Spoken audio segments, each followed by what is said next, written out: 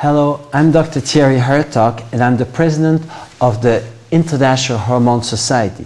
The International Hormone Society is probably the world's third most important endocrine society. We have more than 2,250 physicians internationally all over the world who are members.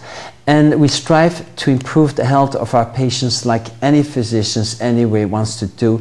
But we try also to see all the different ways that we can do it with safe hormone replacement therapy. And one of those therapies that has had the most controversies and that scares the most of the patients is cortisol therapy. Giving cortisol, cortisone, hydrocortisone, glucocorticoids to people. You have all heard that cortisol can thin the skin, can give osteoporosis, can decrease the immune system, can make you fat, swell up, or whatever you have heard from. Well, all these things are true. Excessive doses of this hormone can make you give all these things, and all excessive doses have absolutely to be avoided. But what is not known is that many people may have a milder form of deficiency and they may suffer a lot. Because when you're cortisol deficient, you will suffer much more in life. And if you don't have any cortisol, if you and me don't make any cortisol, then it's so bad that we will die the next 24 hours. So this is an essential hormone. What happens when you have a milder degree of deficiency? Well, you suffer.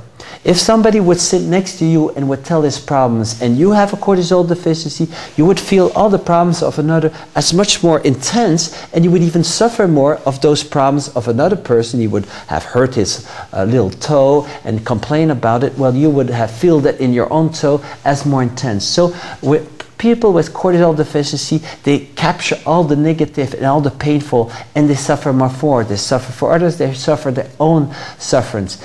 And very typically, they also become irritable. Irritability is typical a sign, if it comes very often, of cortisol deficiency.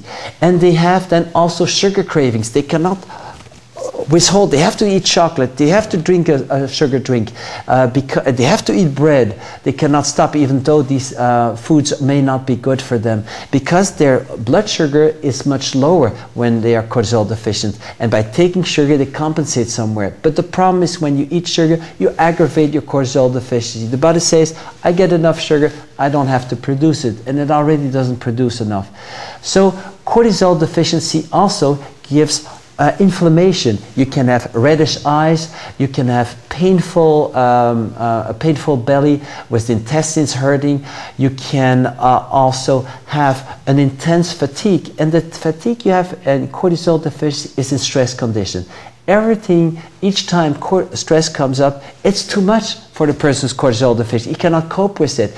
It is always too much. He suffers much more of that. So we will have fatigue and stress, will be very nervous and stressed, will overreact, because when you're low in cortisol, we tend to have outbursts of adrenaline or noradrenaline, and you get very angry or very anxious or very upset during 2 or 3 minutes, but after you can even say very bad words, and after that you feel empty and like you have to lay down. You don't feel good.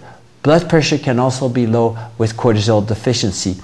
And so there's so many problems that can come up with just a milder degree of cortisol, that cortisol should be given to patients who have a need. Of course, after a good clinical examination and a good lab test information, and it may never, and this is one of the advice I really would give, never give cortisol alone, because it's a hormone who breaks down tissue to get energy. You need also to have anabolic hormones like DHEA or sex hormones to balance the treatment. So it always have to be balanced in safe, small doses.